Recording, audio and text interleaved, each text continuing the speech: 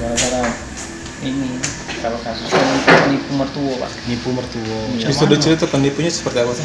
Yo aku pinjem selama setahun, yo namanya jualan bangkrut pak, tidak baca bayar. Oh, memang buka usahanya kemarin. Buka usaha apa? Usaha jus buah pak. Jus buah. Iya. Bukanya di mana? Di Palembang pak. Alamat di rumah. Di rumah. Iya. Terus Berapa banyak yang dipinjam? 20 juta pak. 20 juta. Iya. Sudah pernah nyicil? Belum pernah pak, bangkrut jadi tidak pajak pak. Oh. Iya. Bisa dicerita ke awalnya itu semana sih? Yo minjem ke tempat mertua duit berasal sama bini. Yo, bini itu anaknya. Enggak. Jadi yo mana usaha tuh sama-sama bini bangkrut. Cuman tahan 5 bulan pak. Cuma 5 bulan. Iya.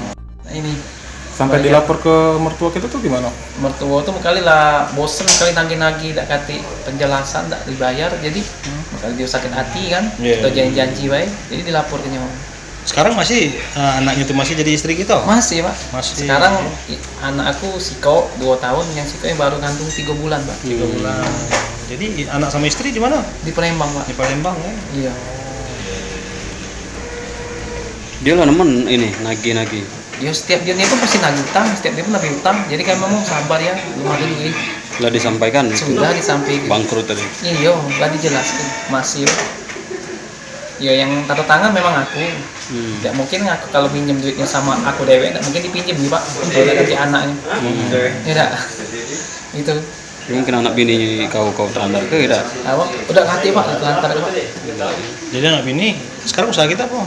Usaha kita di sini buka kantin sekolah pak. Di mana? Di SMP dekat rumah. 34. Palembang. Palembang. Di Kalidoni. Kamu ini kalau hubungan kita dengan mertua ini memang enggak Agak renggang. agak renggang. Utang ini.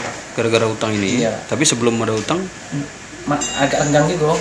Gara-gara aku nikah ini kan dibeda ke aku kan tamatan SMA. Bini ini kan tamatan SPD. Kuliah.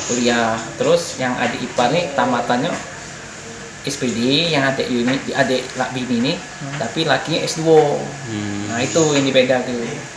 jadi enggak ini mertua. Jadi orang tua tuh agak ini nah Kecewa. bukan kecewa, ngecik ke kita pak.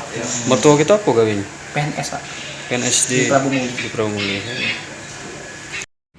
Ya benar sekali kita melakukan penangkapan 178 KUHP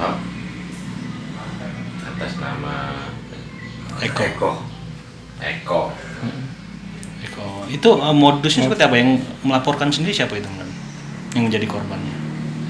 Untuk korban sendiri itu masih dalam keluarga.